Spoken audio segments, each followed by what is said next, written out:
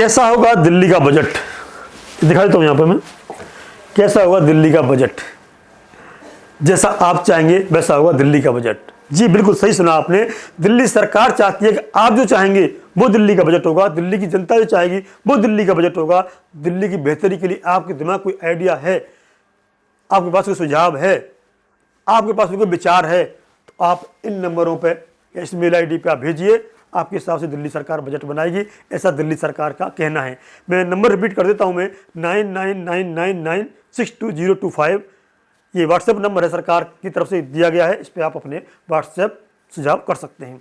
दूसरा है vikseltit_25@delhi.gov.in, यानी मेल ID लिखी हुई है विकसित दिल्ली, क्षमा चाहूँगा मैं, budget_25@delhi.gov.in। इस पर भी आप भेज सकते हैं। ऐसा नहीं है, इसके अलावा भी बहुत सारी सरकार ने योजनाएं बनाई हैं और बजट को बेहतर करने के लिए संगठनों को भी बुलाया है, बातचीत करने के लिए विधानसभा में बुलाया है। उस सब पे हम बात करेंगे। विकसित दिल्ली का बजट जो 25-26 का होने वाला है वो 24 से 26 मार्च के बीच में प्रस्तुत करने की सरकार की तैयारी है।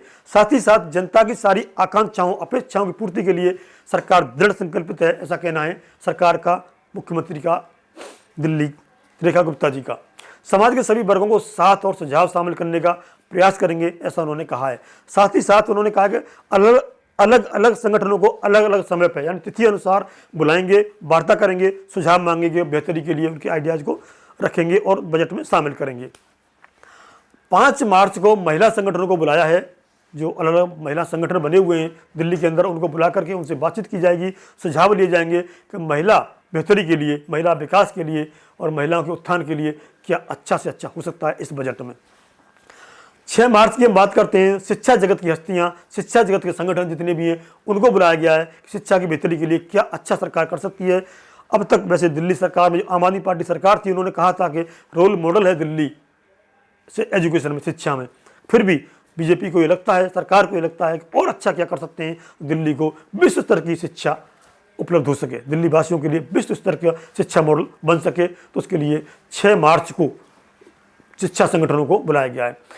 7 मार्च को व्यापारियों के संगठन को बुलाया गया है। जितने व्यापारिक संगठन हैं उनको और सरकार में तालमेल, यानी अधिकारी और व्यापारियों में कोई टकराव ना हो, शोषण ना हो, कोई शिकायत गिले न रहें, इसके लिए व्यापारी संगठनों को 7 मार्च को बुलाया गया है। वो अपने सुझाव दें और सरकार उस सुझावों पर विचार करेगी बजट में रखने का।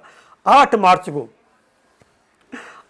को किसान संगठनों को बुलाया गया है। जितने भी दिल्ली में वैसे करीब 350-365 किसानों के गांव हैं, गांव में किसानी होती है, खेती होती है, सभी में तो नहीं होती, कुछ गांव दिल्ली में आ गए जहाँ होती है, तो वहाँ उनको क्या समस्याएं हैं। जैसे कि बताया था मैंने, ट्रैक्टर और दिल्ली में जो रजिस्ट्रेशन होता है वो कमर्शियल में होता है, खेती के लिए नहीं होता। तो वो भी एक संगठन ने दिया था, किसान संगठन ने, कि इस सुझाव पर विचार किया जाए कि ट्रैक्टर को, जो किसानी खेती करना चाहते हैं किसान, उनके लिए खेती का रजिस्ट्रेशन हो, व्यापार करना चाहते हैं, जो टैंकर इत्यादि प्रयोग करते हैं उनका कमर्शियल में हो।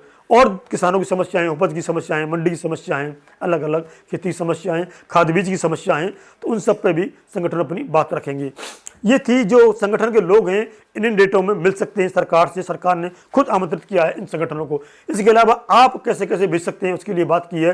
जो नंबर है, ये व्हाट्सएप नंबर और मेल ID पर आप किस किस मुद्दे पर अपना विचार भेज सकते हैं।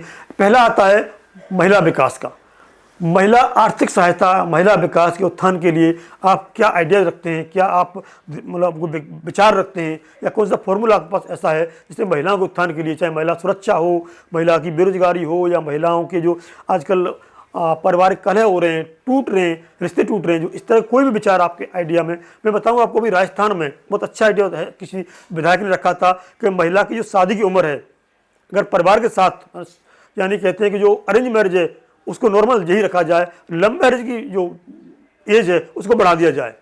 यानी और बिटिया को किसी को लव मैरिज करनी है, बेटे को किसी को लव मैरिज करनी है, माँ बाप की बातों में सहमत नहीं है वो, तो वो 30-32 साल ऐसी एज रखी जाए। ऐसा उन्होंने एक बिल लाने का प्रयास किया था राजस्थान विधानसभा में। उस पर अलग से वीडियो बनाएंगे। इस तरह के आप भी कोई सुझाव रखना चाहें तो महिला विकास कल्याण के लिए आप रख सकते हैं। नंबर 2, स्वास्थ्य सेवाओं के लिए सरकारी स्वास्थ्य सेवाएं हर व्यक्ति को मिले।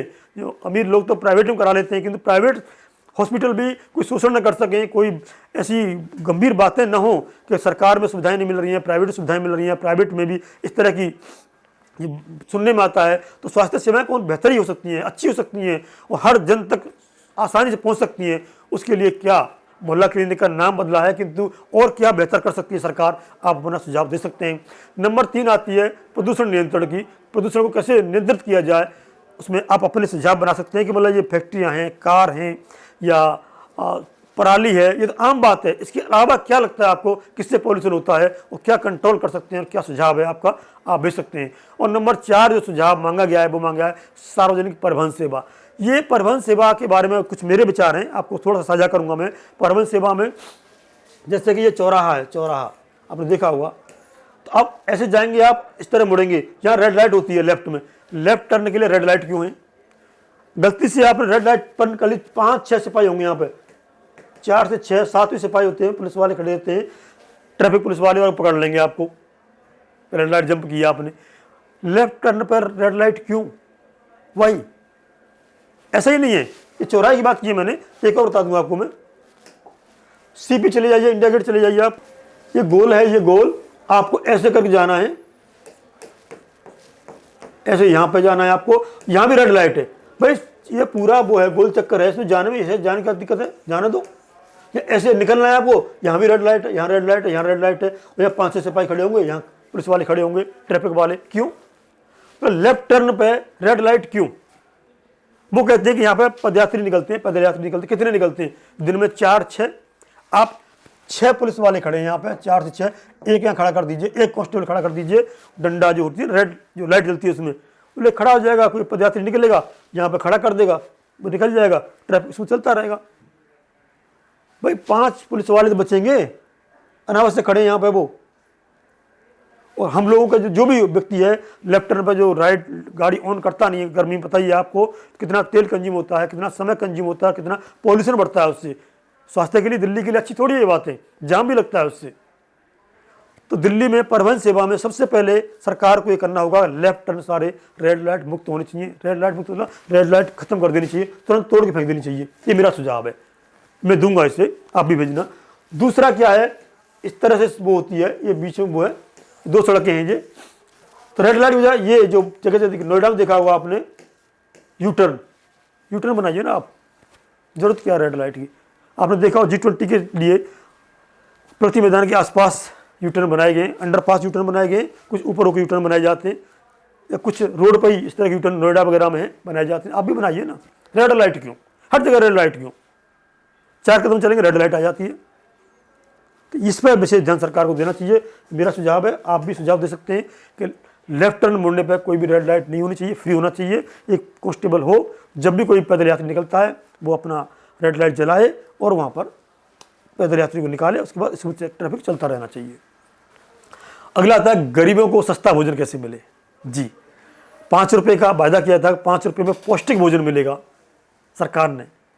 तो 5 रुपये की जो थाली है, ये पौष्टिक भोजन है, हर गरीब तक, हर आवश्यक व्यक्ति तक वो कैसे पहुँचे, उसके लिए आपके पास क्या सुझाव है, आप दे सकते हैं।